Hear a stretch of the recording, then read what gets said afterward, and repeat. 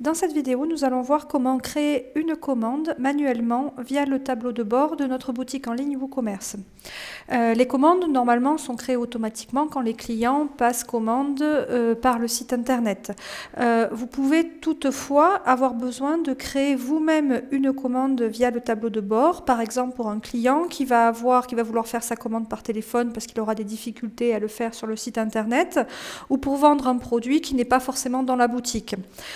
Donc pour ces raisons-là, vous pouvez avoir besoin, donc vous, de créer manuellement une commande et d'envoyer directement au client un lien pour payer et régler la commande, que vous lui expédierez ensuite une fois le paiement validé. Donc pour faire cette opération, il faut se rendre donc dans le tableau de bord de notre boutique en ligne, de notre site internet, aller dans la section WooCommerce commandes. Donc là, on retrouve toutes les commandes déjà passées sur le site. Et pour en ajouter en fait, il faut cliquer sur le bouton en haut « Ajouter une commande ». Donc là, on se retrouve sur le formulaire de commande, mais vierge. Donc, on va pouvoir donc renseigner adresse de facturation et adresse d'expédition, et puis ajouter des produits à la commande.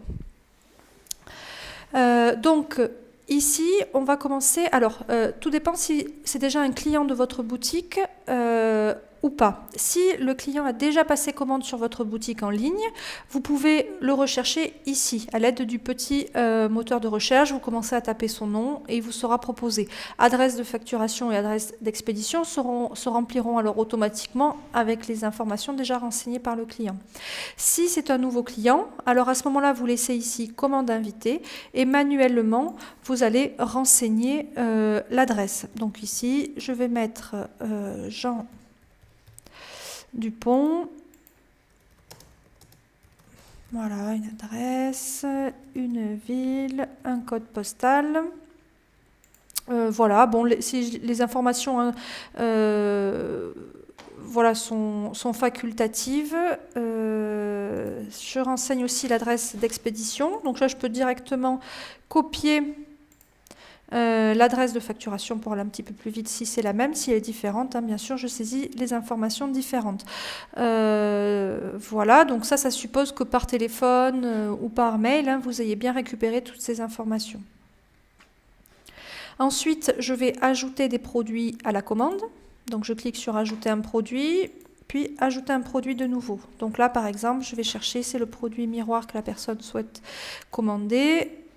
Hop, je l'ajoute. Je vais aussi ajouter un produit, donc je clique sur ajouter un produit, puis ajouter une expédition pour ajouter des frais de port. Donc ici, je vais mettre les montants. Je vais dire qu'il y a 6 € de frais de port. Je peux aussi, pour des questions de lisibilité, voilà, changer le libellé. Et j'enregistre. Donc, total produit, total frais de port. Et je clique ensuite sur calculer pour que, si je suis assujettie à la TVA, les montants soient bien pris en compte. Voilà, donc j'ai adresse facturation, adresse d'expédition, les produits, et donc maintenant je peux cliquer sur créer. Si jamais je clique sur créer, je peux toujours après coup ajouter un produit, modifier des frais, j'aurai juste à cliquer sur mettre à jour.